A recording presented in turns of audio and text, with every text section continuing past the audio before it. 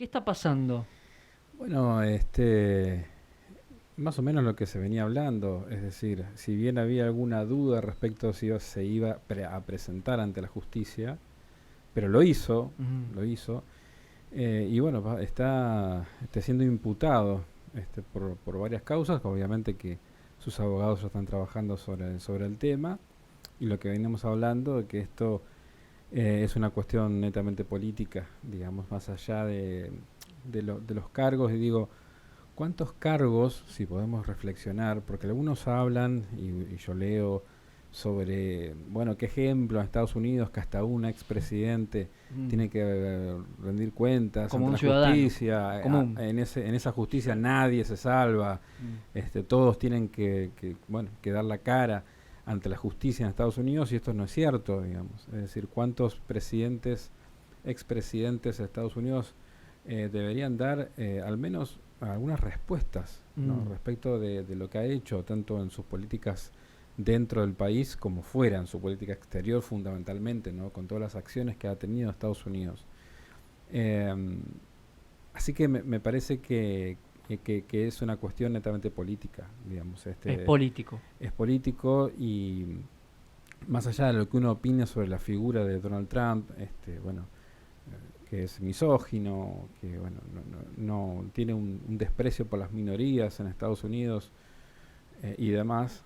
Es decir, no es una persona que sea personalmente de mi agrado, digamos, Mm, pero prácticamente es una de las pocas voces en Estados Unidos, de las voces fuertes me refiero a Estados Unidos, que está en contra de la guerra, por ejemplo, que está en que lo contra de dice contundente. que lo dice contundentemente, y que dice que si él es presidente, él vuelve a ser presidente de Estados Unidos, esa guerra va a terminar, ¿no es cierto? Entonces, es también un poco preocupante Mm, que la voz principal en contra de la guerra en Ucrania termine Mirá encarcelado, vos. o termine en esa situación, digamos, con un desprestigio aún mayor. Yo, a ver, no sé si el desprestigio lo va a salpicar a Trump, porque me parece que también eso es una personaje, ¿no? Sí. Tiene esa dualidad Lo de ser puede empoderar. personaje, en donde probablemente lo empodere, Mm, probablemente, es decir, se le ha achacado de tantas cosas a Donald Trump en todo este tiempo. Y la gente que lo sigue a pesar de eso, aún, digamos, considerando que podría ser. Es decir, que ha salido con mujeres, y con muchas mujeres, bueno, que un montón de acusaciones que se le ha hecho en muchos momentos. Incluso recuerdo una del Papa Francisco, mm, que dijo que Trump no era cristiano. Directamente Fuerte. lo acusaba de no ser cristiano. Más allá de las distintas vertientes del cristianismo, ¿no? Católico, Sí, sí. protestante, o sea, decía Francisco que en ese momento que hubo un cruce, digamos, discursivo importante, y dijo que no era cristiano. Sin embargo, la gente lo siguió apoyando. Este, Así que creo que tengo mis serias dudas si esto realmente lo va a salpicar, Mm. le va a hacer mal políticamente. Los medios internacionales dicen que están bajo arresto, que no va a ser esposado, pero que va a estar en esa condición. Claro, pero por un tiempo, Ah, de- fuerte esto, che. sí, poco tiempo, pero y además tiene que ver con cómo se muevan sus abogados, que Sí. obviamente imagínate que Tengo un un empresario, gabinete. más Ah, allá de que no que olvidemos que fue presidente de la nación, digamos, es uno de los empresarios más poderosos del sí, mundo, claro. Donald Trump, digamos. Así que la cantidad de abogados que debe tener es tremendo. Así que estamos en esa situación, digamos, Mm, y la situación que hay que ir observando, y que lo que me corresponde a mí también como analista político internacional, es lo que pasa a partir de aquí a nivel político, ¿no? mm. Después, no sé, no soy un experto en leyes de Estados Unidos, ni mucho menos, así que no te podría decir cómo sigue bien este proceso. Lo que sí podríamos ir Pero vos decís, analizando es, estás intuyendo que esto es, la política está metiendo la cola por acá. supuesto, ni hablar. Ok. Esto es así. Incluso cuando se fue del poder, del poder político, me refiero, porque Trump sigue teniendo poder, pero del poder político, se le acusó de llevarse algunos documentos a su casa. Y hace poco tiempo se lo descubrió la misma situación a Biden, por ejemplo, siendo actual presidente de los Estados Unidos, y ahí quedó la cosa, digamos, ¿no? Ahí no hubo demasiada investigación, digamos, hay un montón de pedidos de investigación sobre Biden que no han llegado a nada, y digamos, esto porque tiene una cobertura Mm, a nivel político. ujú. Entonces, hay que ver cuando Biden termine su mandato si va a rendir cuentas a la justicia o no, ¿no es cierto? Entonces, digo, esto de que la justicia atravesada por la política atravesada por la justicia, un fenómeno que hemos visto en Argentina, pero también que hemos visto en muchas partes del mundo, incluso la estamos viendo hoy en Estados Unidos. Qué fuerte. Que Sí. lo vemos en Perú, por ejemplo, lo hemos visto en Brasil. Hace poco también Francisco habló sobre estas cuestiones de la persecución que fue víctima Lula, por ejemplo, en Brasil. O por lo menos así lo ve el Papa, ¿no? Y son cuestiones que tienen que ver con muchos países del mundo. Es increíble lo que pasó en Brasil. Aquí lo dijo Daniel Herbeta, el flamante presidente de la Corte Suprema de Santa Fe, ser y parecer.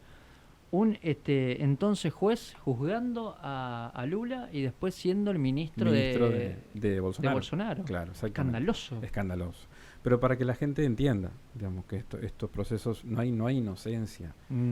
No hay y escuchaba hoy cuando hablabas con Manuel respecto de los policías que están investigados y que han sido, encarcelados o procesados. Y digo, hablaban del poder político y de la policía, y también tenemos que hablar del poder judicial. Me parece que a veces nos olvidamos de eso. Sí. Y el poder judicial también está atravesado. No, el poder judicial no es un poder divino. Eso está atravesado por seres humanos, igual que la política, igual que la policía, igual que el fútbol, igual que todos los ámbitos. Bueno, de hecho tenemos a fiscales que están detenidos, Patricio Serjal, por ejemplo. Claro, entonces, esto es así.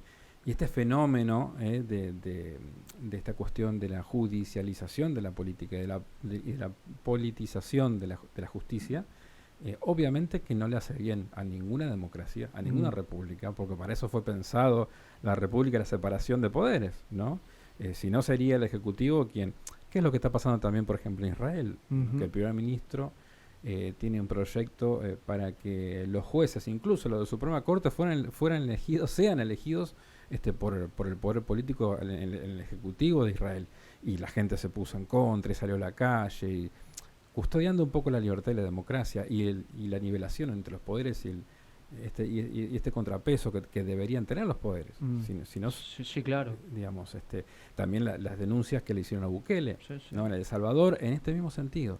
Es decir, si bien sus políticas han tenido cierto grado de efectividad, en cuanto a bajar el delito, bajar las muertes, etcétera, también hay que tener cuidado y ver el balance ahí, donde es Bukele quien ha puesto a casi todos los jueces, y se intuye también que con eso se está blindando por futuras denuncias y presentes denuncias también hacia su figura. Entonces está blindado. Sí. Profe, quiero, si me permitís saltar el charco, ¿qué significa que Finlandia ingrese allí a la OTAN?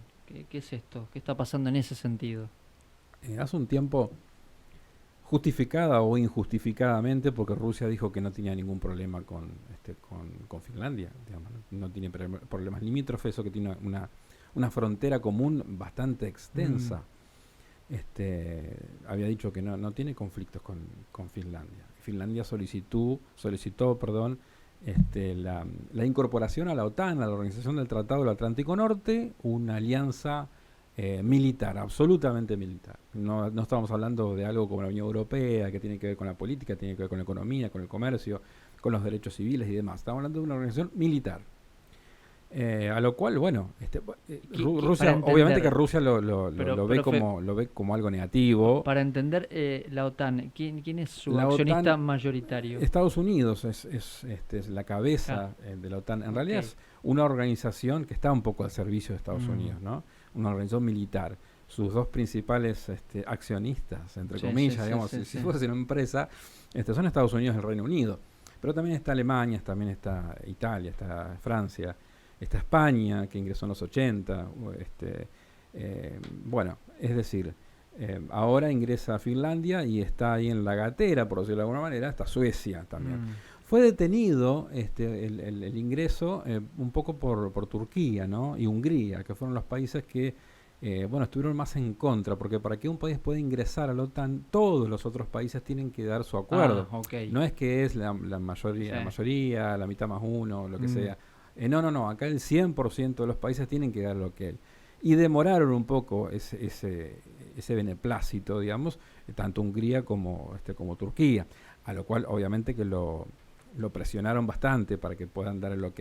Bueno, ahora Finlandia, a partir de hoy, es el país número 31 de la Alianza Atlántica, como se le llama a la OTAN, y probablemente, y en poco tiempo, y en pocos días también Suecia sea el número 32. Por lo tanto, se sigue expandiendo esta alianza militar, que es una de las causas de la guerra de Ucrania, digamos, es decir, plantea Vladimir Putin desde hace muchos años este corrimiento, esta expansión que lleva la Alianza Atlántica, que imagínate que en el nombre estoy diciendo Alianza Atlántica, ya que lejos del Atlántico que queda cuando nombramos a países como Ucrania, por ejemplo, ¿no? O países como Polonia, está muy lejos de allí, que tuvo su origen para hacerle frente a la expansión comunista de la Unión Soviética, la OTAN, para enfrentar al Pacto de Varsovia, que era la organización militar de la Unión Soviética y su órbita de países comunistas de la Europa del Este, de la vieja Europa del Este.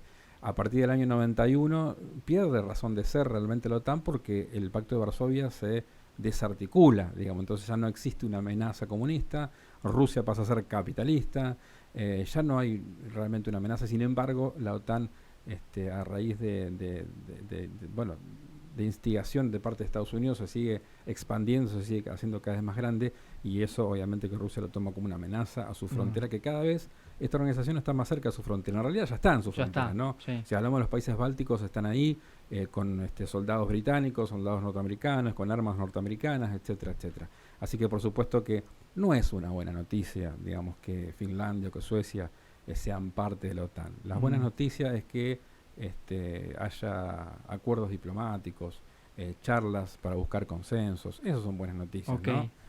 No la expansión de una organización militar. Si fuese una organización comercial, bueno, aplaudiríamos, pero no es el caso. Sí, sí. Te quiero aprovechar, profe, porque has escrito un artículo que quería charlar contigo respecto de la inteligencia artificial. Bueno, en estos últimos tiempos se ha hablado mucho del chat GPT, cómo llevó también muchas preguntas.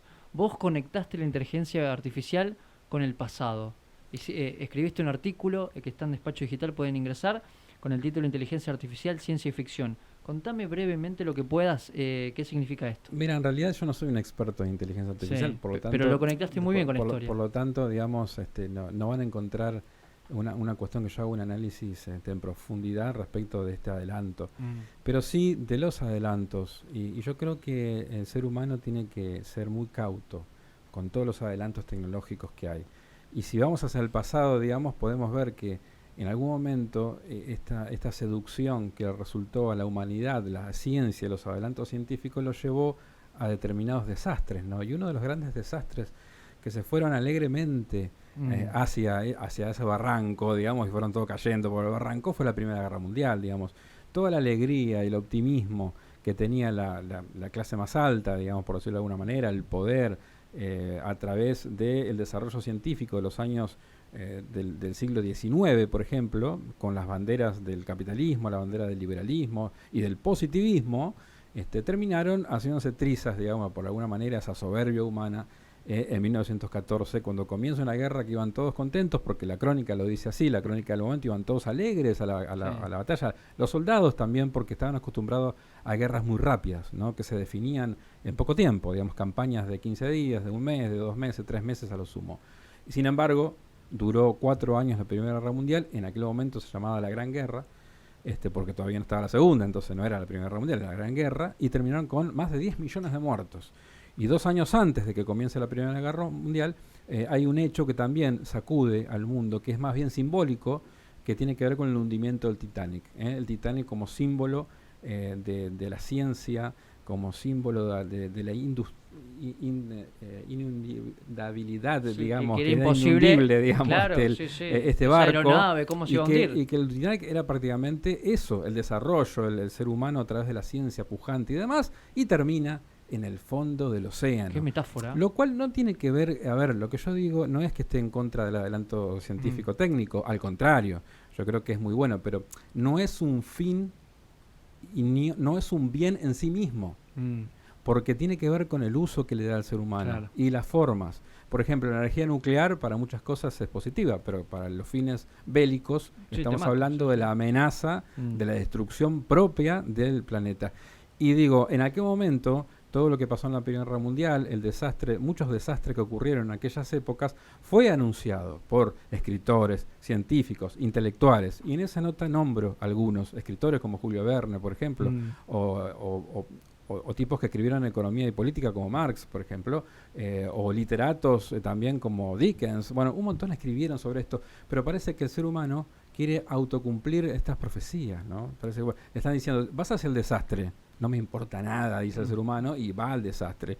Y ahora, en este punto, digamos que encontramos un punto de inflexión con la inteligencia artificial. ¿Hacia dónde va? ¿Es mala? No, no es mala. En un montón de campos es absolutamente positiva y va a ser positiva. Pero ojo, tengamos mucho cuidado, insistamos en la regulación de esto. Bueno. Y hay muchos que están escribiendo sobre esto. Mm. Y no de ahora. O sea, hay personas que están escribiendo sobre el futuro próximo de la humanidad. Desde aquellos que escribieron 1984 o Un Mundo Feliz, por ejemplo, de aquellos hasta ahora, o las preocupaciones de Elon Musk. Bueno, hay un montón de gente que está escribiendo sobre qué puede pasar con el futuro de la humanidad. Entonces, no seamos tan necios como aquellos de fines del siglo XIX o principios del siglo XX. Digamos, no tengamos esa cuestión naif, digamos, de decir, no puede pasarnos nada malo, no sean pájaros de Sí, mal agüero, sí. digamos, porque no se puede estar en contra del desarrollo de la ciencia y el hombre. No, tengamos cuidado. Sí. Tengamos cuidado porque podemos terminar igual que el Titanic. Sí. Digamos, podemos terminar en el fondo del océano. Del océano. Del Ahí fondo, está. no quiero ser tampoco de mal augurio. No, pero hay que estar alerta. Y decir que va a pasar lo mismo que James Cameron postulaba en Terminator, ¿no? Que se va a desarrollar la Skynet y que bueno, los robots con la inteligencia artificial nos van a aniquilar a los seres humanos. Bueno, no seamos tan negativos, pero sí tengamos cuidado un poco sobre esta situación. Y este pequeño artículo, que el que lo quiera leer está en Despacho Digital y en algunas de mis redes Ahí está. sociales. Sí, sí, ahí está. La opinión Claro, de Cristian Reo. exactamente, lo quieren leer, es muy corto, así que Muy bien, muy interesante. invita un poco a la reflexión y también a un debate. Aquellos que quieran debatir me dicen, Cristian, esto no es así, qué sé yo, está bueno, siempre estamos en los debates. Muy bien, me encantó. Gracias, profe. No, por favor, a ustedes. Ahí está, el profe Cristian Rion con nosotros con su análisis internacional.